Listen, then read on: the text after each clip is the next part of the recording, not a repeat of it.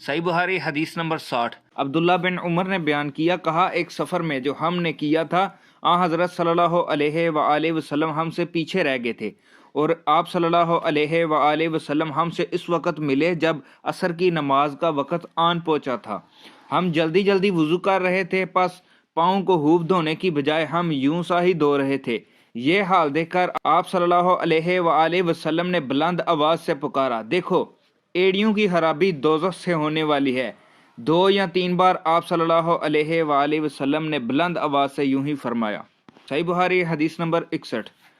حضرت صلی اللہ علیہ وآلہ وسلم نے فرمایا کہ درختوں میں ایک درخت ایسا ہے کہ اس کے پتے نہیں جڑتے، اور مسلمان کی مثال اس درخت کی سی ہے، بتاؤ وہ کون سا درخت ہے؟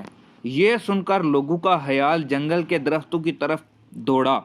عبداللہ رضی اللہ تعالیٰ عنہ نے کہا، میرے دل میں خیال آیا کہ وہ کھجور کا درخت ہے، مگر میں اپنی کم سنی کی شرم سے نہ بولا۔ آخر صحابہ نے حضرت صلی اللہ علیہ وآلہ وسلم سے پوچھا کہ وہ کون سا درخت ہے، تو آپ صلی اللہ علیہ وآلہ وسلم نے فرمایا کہ وہ کھجور کا درخت ہے۔